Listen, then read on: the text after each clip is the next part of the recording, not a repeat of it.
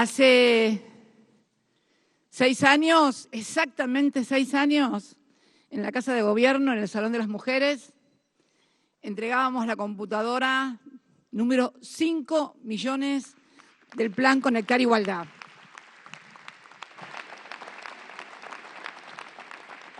En realidad, cuando terminamos el gobierno ya habíamos entregado 5.400.000, porque después de ese día seguimos entregando y terminamos con 5.400.000. Che, siéntense. Están todos parados ahí como si fueran... Sí, tranqui, por favor. Todo descontracturado. Estamos entre amigos y compañeros. Y vecinos y vecinas. Y bueno, la verdad que 5.400.000 netbooks. Y la maestra, la primera directora, Laura era, ¿no? Laura, que recordaba los carritos, aquellos carritos que traían un manojo de computadoras, 20, 21 computadoras, para que iban por todo el colegio primario, aula por aula, para que los chicos ya se fueran familiarizando en la escuela primaria para cuando llegaran al secundario, porque ya en el primer año tenían su netbook y después se iban con su casa su netbook. La verdad que fue, yo diría, una verdadera revolución, porque impactó mucho. En muchos hogares era la primera computadora, el primer instrumento tecnológico que llegaba a la familia, que utilizaba no solamente el chico, sino la madre, los hermanos, los abuelos. Fue muy importante y además prepararlos para la etapa digital. Pero además también estaba el tema de, llegamos a construir casi 11.000 pisos tecnológicos, que eran los pisos, en cada colegio se podían comunicar, no era solamente la computadora el chico se comunicaba con toda su comunidad educativa, con los docentes, con sus compañeros, y bueno, y todo esto fue sumando a la conectividad de la TDA, al trabajo que se hacía. Y es el tema de lo que decía yo, ¿no? Cuando me dice, sirvió mucho, me dice Laura, para después. Y claro, los derechos universales siempre sirven y se preparan, y cuanto más universales son, más se desarrolla una sociedad. Miren, hay un videíto que circula hoy, 1 de julio, aniversario de la muerte de Perón. A mí me gusta recordar al Perón vivo, que es mucho más valioso. Y Perón en el exilio, es una grabación que él hace en el exilio, en Madrid, comentaba el tema de la universidad pública, nacional y gratuita, que cuando llegó él al gobierno decretó la absoluta gratuidad de la universidad nacional pública. Y él lo decía, era muy interesante lo que él dice, porque él dice no solamente como el derecho universal, sino también con un criterio, si se quiere, utilitarista, porque él decía, eliminamos los aranceles, eliminamos los derechos de exámenes, porque de esta manera, además, permitiendo que fueran a la universidad no solamente 100.000 elegidos, sino que pudiera llegar a los 4 millones, íbamos a encontrar mucha más materia gris, por una cuestión de lógica. Se encuentra mucho más materia gris entre 4 millones que solamente en círculos reducidos. Quiere decir, y esto es aplicable a todo, a la vida es aplicable. Si todos los pibes tienen computadoras, se incorporan al mundo digital, es posible que haya muchos que formen empresas que tengan que ver con las nuevas tecnologías o también descubran sus calidades artísticas. Hace unos días estaba leyendo una intervención en un medio extranjero que le hacían a un pibe, Elegant, creo que se llama Elegant, ¿no? Un rapero. Bueno, yo les recomiendo que lo escuchen, porque él dice que con esa Conectar Igualdad en el 2014, que recibió en el 2014, y un microfonito de 1.000 pesos, hizo un tema que hoy tiene 176 millones de reproducciones en YouTube, en el mundo.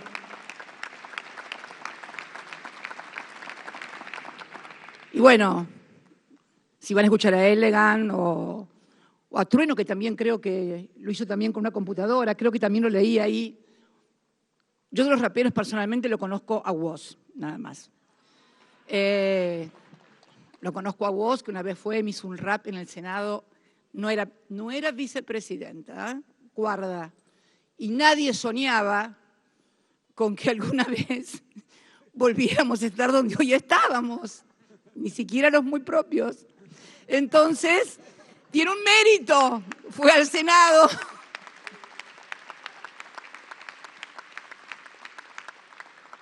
Acercarse al poder es más fácil, acercarse a quien es perseguido, estigmatizado y demás, tiene otro valor, el valor de que no le importa, sino lo que piensa, y bueno, me parece que esto es un valor. Yo sé, confieso también que puse a escucharme a Elegant. Es cierto, yo soy de la generación, no sé, de Fito Páez o como el presidente de Lito Nevia, nada que ver, les puedo asegurar. Pero tenemos que tener todos la apertura, esto es lo que viene, esta es una forma de comunicarse, son los jóvenes, y bueno, nada. Y bueno, esto tiene que ver con ese conectar igualdad, y ese 1 de julio, no solamente porque cuando me invitaron acá y digo, uy, el 1 de julio que pasó justo esto, me fui al acto que hicimos ese 1 de julio, y no era solamente 5 millones de computadores. Ese día también anunciamos, por ejemplo, la inauguración de la planta depuradora del emisor, que es la planta depuradora de líquidos cloacales de la ciudad de Mar del Plata, una obra muy importante y muy reclamada durante mucho tiempo, con un préstamo del BID. Porque viste, Axel, que corre esto de que no, ellos no tomaban préstamos. No, nosotros no tomábamos préstamos para la timba financiera, pero préstamos para la producción y para hacer obras públicas. Sí. Y ese día, bueno, inaugurábamos esta planta que había sido hecha precisamente con un programa de financiamiento del BID. Y hablando de la universidad que hablaba Perón, que permítanme la digresión, desafío que hagan una encuesta y le pregunten a los argentinos quién fue el que estableció la Universidad Nacional Pública Gratuita. No, van a ver, háganlo. Que quiero también remarcar otra cosa, y que creo que son las cosas que tenemos que comenzar a discutir, ¿no?, con los argentinos. Estaba mirando también un videíto que circula sobre un programa de televisión, en un canal de noticias, lo puedo decir, La Nación Más, donde el otro día entrevistaban a un prestigioso infectólogo que había recibido el honor, la distinción de convertirse en investigador asociado de la Universidad de Washington. Bueno, le decían que qué honor que era, qué maravilla. Vos veías por dónde venía, ¿no? Como que te reconocieron en el exterior. Aclaro que no sé si científico puede ser que esté en las antípodas nuestras de pensamiento, pero quiero reflejar esto porque es muy interesante, porque le tiraban flores y flores y flores para decir que acá todo es más o menos, pero allá es una maravilla.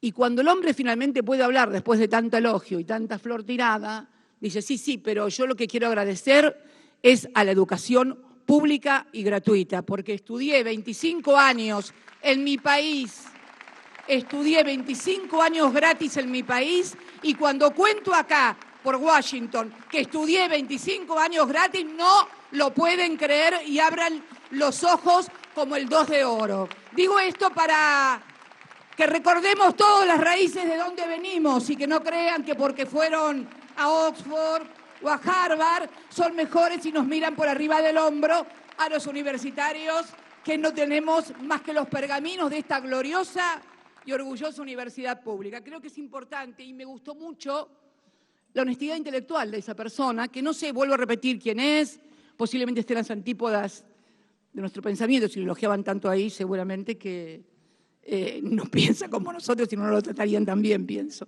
Pero bueno, nada, me gustó la honestidad intelectual y el que podamos, los argentinos, en algún momento discutir estas cosas, ¿no? Porque yo pensaba, si hubiéramos continuado con el Conectar Igualdad, como bien decías vos, como lo decía también Martín, qué diferente hubiera sido tal vez todo este problema de las clases presenciales de la pandemia, porque en realidad el problema no son las clases presenciales. Todos queremos que los chicos vayan al colegio. o por convicción o por comodidad, seamos honestos y sinceros, o por convicción porque queremos que los chicos vayan al colegio y muchas veces también porque los padres no saben qué hacer con los chicos y el colegio es un lugar donde los chicos aprenden, están, los chicos se miran entre ellos y saben que esto es así, ¿no? Y aplauden, y claro, es la realidad. Entonces, yo creo que hubiera sido muy distinto todo este tema porque además hubiera habido todo un ejercicio permanente de conectividad, de conectarse virtualmente, y entonces las cosas hubieran tenido mayor familiaridad para el tratado de la conectividad y del Zoom y de la lejanía, que no nos gusta a nadie. Pero lo cierto es que esta pandemia ha puesto el mundo patas para arriba. En nuestro país tenemos un problema doble. La Argentina ya estaba patas para arriba cuando llegó la pandemia. Nos encontró patas para arriba, endeudados como nunca. Yo recordaba ese 1 de junio de 5 millones de computadoras, 1 de julio, 5 millones de computadoras. Ese día hicimos esta obra fantástica. Ese día también, recuerdo, firmé el decreto por el cual se aprobó el primer convenio colectivo de trabajo de los docentes universitarios. La primera vez, increíble, con 54 universidades públicas no había convenio colectivo de trabajo con los docentes universitarios. Lo trabajamos entre 5 y 6 años, porque ustedes se imaginan lo que es discutir con 6 agrupaciones que representaban a todo el arco docente de la universidad. Nos llevó 5 o 6 años poder finalmente confluir en un convenio colectivo de trabajo, el primer convenio colectivo de trabajo de docentes universitarios, donde también el salario había crecido desde el año 2003 a ese 2015 el 1.200%. Estábamos en un país donde teníamos el mejor salario mínimo vital y móvil en dólares de toda América Latina. Estábamos en un país donde decidíamos nuestras políticas económicas con autonomía, porque Néstor había tenido la genialidad de desendeudarnos del Fondo Monetario Internacional allá por el año 2005 y no deberle un solo dólar en aquella Argentina de los 5 millones de computadoras, en aquella Argentina de aquella obra tan deseada de Mar del Plata, en aquella Argentina de ese primer convenio colectivo de los trabajadores. ¿Vos sabés que también ese día, Axel, inaugurábamos una fábrica en Campana? Esta cosa que nos dicen, que no, que los... Bueno, una fábrica impresionante. Quiero contarles la historia de esa fábrica. Era una empresa familiar que con una política que habíamos decidido del Estado había podido construir esa fábrica. Y era una familia, una empresa fundada en 1983 que se dedicaba a hacer mástiles de carbono para barcos. 1983. Mástiles de carbono para barcos. Vino el año 2000, era todo prácticamente su producción, la exportaba. La crisis del año 2008, la de Lehman Brothers, esa que asoló al mundo, por eso me da risa cuando dicen, tenían viento de cola. ¿De qué cola? No sé de qué cola me hablan. Yo por lo menos de cola no tuve nada, y menos viento. Entonces, en aquel momento quedaron muy mal, pero ¿qué hicieron? Con los ingenieros de la empresa, como producían carbono, ¿qué generaron? ¿Vieron las pulverizadoras del campo donde se larga los herbicidas, los pesticidas para la siembra, que tienen como alerones? Esos alerones, hasta ese momento, año 2012 creo, eran alerones de acero. Entonces, al ser de acero, eran muy pesados y no podían tener más de 30 metros de longitud. ¿Qué hizo esta empresa? Que se llamaba Agroquino, Quinagro me parece, una cosa así. Utilizó el carbono que utilizaban para los mástiles para hacer esos alerones, botalones se llamaban. Botalón, me acordé. Botalones. Los botalones son esos alerones de pulvericidas, de las máquinas pulvericidas. Lo hicieron de carbono, entonces pesaban 5 veces menos y eran 6 veces más resistentes con carbono. Entonces pudieron hacer alerones de 45 metros y más, y entonces tenían que pasar una sola vez, no tenían que hacer surco. Bueno, ¿qué pasó? John Deere, la gran multinacional de agromecánica, les compró la patente, y eso fue en el año 2012, les compró la patente y luego hicimos la fábrica. ¿Por qué digo hicimos la fábrica? Porque le hicieron las políticas. En ese momento nosotros habíamos modificado la Carta Orgánica del Banco Central y exigíamos que todos los bancos destinaran el 5% de sus depósitos a préstamos productivos. Obtuvieron un préstamo, creo que era de 30 millones de pesos, en ese momento no recuerdo la cifra, pero me parece que era eso. Hicieron la fábrica en el 2015. No sé qué fue de la familia, era una empresa familiar, por ahí. Me comentaban el otro día que parece ser que se le había quedado finalmente John Deere, a lo mejor la vendieron, hicieron un buen negocio, pero ¿qué quiero decirles con esto? Que era una Argentina donde pasaban estas cosas. ¿Que había problemas? Claro que sí, pero resulta que todos los problemas que teníamos en el 2015 se multiplicaron y se agravaron en los 4 años posteriores hasta el infinito.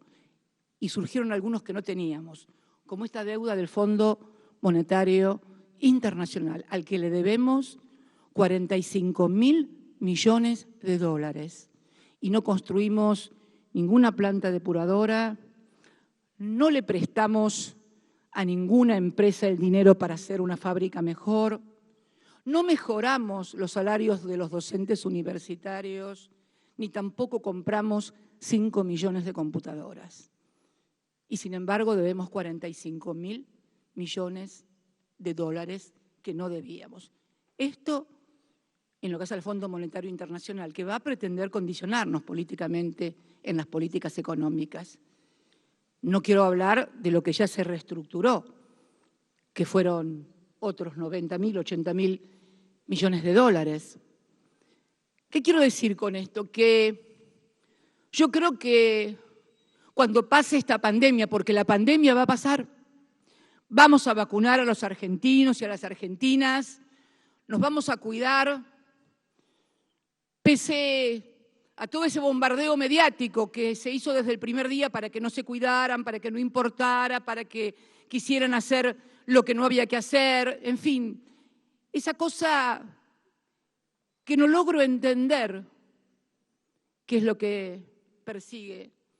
La verdad que creo que en el fondo no creen en la Argentina y no quieren a la Argentina. Yo creo que en algún momento pensé, bueno, sí, es un anti nosotros, pero estas son las cosas que dicen que siento que en realidad a los que odian es a los argentinos y no lo pueden decir. Se quieren ir y no pueden ir algunos y entonces, o porque ganan acá mucha plata y les conviene que todo siga mal. La verdad que no alcanzo a entender, pero quiero decirles a todos y a todas que cuando pase esta pandemia, porque va a pasar, vamos a tener que hablar en serio de responsabilidades, pero no ir a la televisión a zarasear cuando, viste, que no estoy de acuerdo con nada, pero hay que hacer las cosas mejor. Sí, bueno, claro. Zarasear no. Tampoco difamar, mentir, creer que por acusar al otro, difamarlo, denunciarlo, se pueden ganar las elecciones. Puede ser, sí, que ganes una elección. Bueno, de hecho, en el 2015, con aquel país y con todas las dificultades que teníamos, les decía, teníamos el mejor salario en términos de dólares de América Latina, el mejor haber previsional también en dólares en América Latina, 5.9 de desocupación, 0 endeudamiento no productivo, porque sabemos siempre que el endeudamiento con el Fondo Monetario Internacional es de carácter financiero, no productivo. Y sin embargo, bueno, se crean climas, se arman denuncias. Y yo creo que esto tiene que terminar porque no podemos seguir abonando una Argentina que cuando un ciudadano, una ciudadana enciende el televisor, se le torna insoportable.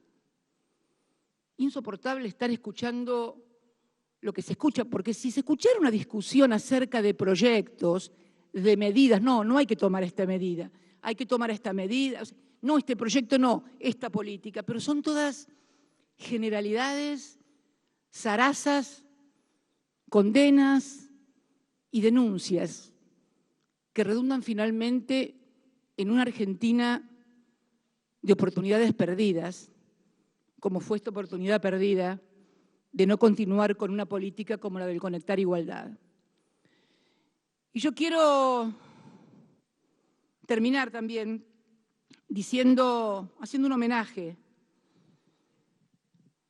a un joven que ya no está y que es un poco también esto que estoy diciendo ahora. Teo Ares, Santiago Ares Thiago, fue un joven militante que tuvo la idea, a partir de enterarse de cuál era la causa de mortalidad infantil más importante de los bebés recién nacidos, lo escuchaba su padre hoy cuando contaba que cuando Thiago le preguntó, papá, Thiago estudiaba diseño industrial y antes de morir en el 2016 alcanzó a obtener su título de diseñador industrial. Dice que le preguntaba, papá, ¿cuál es para vos la causa de mortalidad de los bebés, de los recién nacidos y demás? Bueno, decía, desnutrición, no, colecho. ¿Y eso qué es?, le preguntó el padre. Gente que por ahí no tiene las comodidades de tener una cuna, un Moisés, y pone a su bebé en la cuna. Y entonces el bebé muere asfixiado. Y entonces pensó un plan que le puso el nombre de cunita. Cunita lo copió de Finlandia, él me lo comentaba, pero lo hicimos mejor que los de Finlandia. Lo copiamos, sí, hay que copiar. Lo que es bueno es que las buenas ideas hay que tomarlas y copiarlas. Y era un Moisés con una muda de ropa, o sea que la mamá, que no tenía las comodidades en su casa para tener una cuna, un Moisés, tuviera la oportunidad de tener a su hijo como Dios manda, como los demás.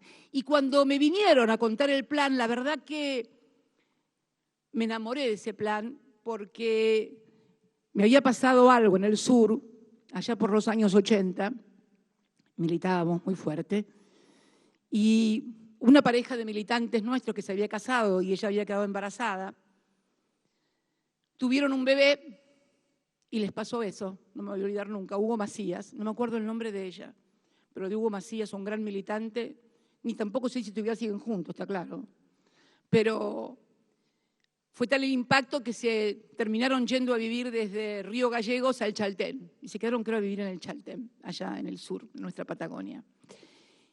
Y a mí se me vino, cuando Thiago me vino a contar ese proyecto, se me vino a la mente aquella imagen desolada de Hugo y su compañera, que había muerto su bebé de pocos días, asfixiado en la cama entre los dos. Y lanzamos, estaba Nico Kreplak y Goyán, no, estaba también estaba Mansur todavía. A Mansur nunca lo procesaron por eso, a los demás sí, bueno, no importa. Pero estaba Mansur, después estuvo Kreplak y Goyán, y se hizo una denuncia de esos dirigentes o esas dirigentas que, bueno, que ya todos conocemos, escuchamos y sabemos, no vale la pena tampoco el nombre.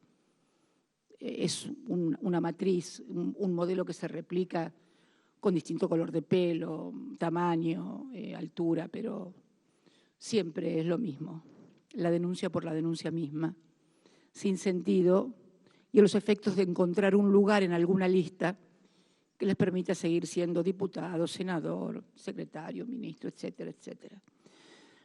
Bueno, de hecho, habíamos llegado a distribuir, creo que eran 80.000 unidades las primeras, se llegaron a distribuir creo que 40.000 y quedaron unas 20 y pico de mil que fueron confiscadas por aquel juez pistolero, no lo voy a nombrar, todos lo conocen, que estuvo a punto de querer quemarlas inclusive. Se intentó quemarlas, que finalmente alguien con algo de racionalidad todavía en el Poder Judicial le dijo, no hagan eso. Me contaba Nico Krepla que el otro día que se distribuyeron bastante irregularmente las 20.000, pero fracasó y se frustró un plan que en los principales países del mundo ha dado mucho resultado para evitar la mortalidad de los bebés por asfixia en lo que se denomina colecho. Y entonces digo, ¿cuántas cosas más se van a frustrar en la Argentina? Vamos a evitar hacerlas por estas cosas. Yo espero, sinceramente, argentinos, argentinas, que superada esta terrible tragedia que es la pandemia, para la que nadie estaba preparado para gobernar, donde no había proyectos, donde no había propuestas, donde además un día nos decían una cosa desde la propia... Yo me acuerdo que al principio habían dicho que los barbijos no, después dijeron que los barbijos sí, después esta permanente mutación, pero vamos a salir. Vamos a salir y yo espero sinceramente que tengamos todos y todas aquellas que hemos abrazado la vocación política para representar intereses, porque tengamos en claro que la política es representar intereses.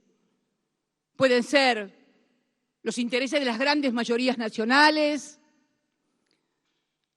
los intereses del desarrollo nacional, de la tecnología nacional, de la industria nacional, que también con el Conectar Igualdad se desarrollaba el cable de las computadoras, la carcasa de plástico, comenzamos a desarrollar autopartes tecnológicas que antes no las hacíamos en el país, las comenzamos a hacer en el país, luego seguramente se discontinuaron.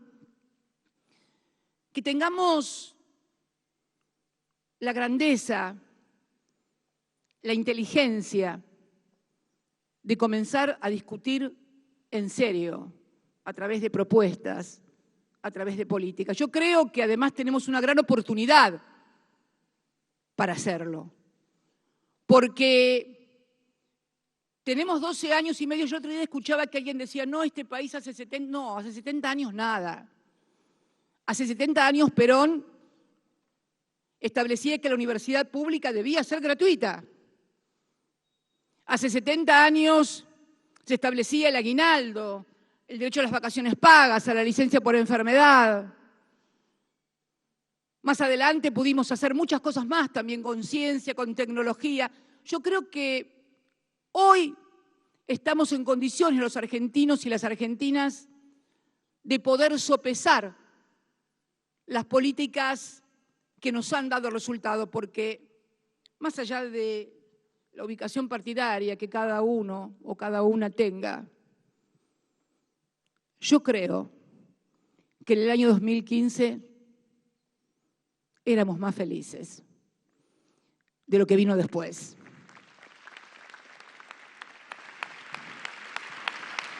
Teníamos expectativas, no teníamos este nivel de endeudamiento feroz que constituye una restricción tremenda, una restricción sin precedentes. Nunca tuvimos este grado, este volumen de endeudamiento con un organismo como el Fondo Monetario Internacional, que como todos saben y todas saben, cuando hace acuerdos quiere condicionar las políticas públicas económicas de cada país. Nunca tuvimos este nivel, este volumen de endeudamiento. Tampoco nunca habíamos tenido una pandemia. El mundo no estaba preparado para esto. Entonces yo creo que debemos hacer todos y todas un gran esfuerzo para encontrar una forma de abordaje y de discusión de nuestros problemas a partir de números y de cosas reales y concretas que han sucedido a los argentinos. El endeudamiento y cómo vamos a afrontar este endeudamiento que tenemos que pagar en este gobierno, pese a que no lo contrajimos. No es solamente responsabilidad del gobierno, que es el que tiene la representación de la Argentina. En realidad, si fuéramos a responsabilidades, las grandes responsabilidades son de los que contrajeron este crédito casi criminal de 45.000 millones de dólares. Pero bueno, acá estamos.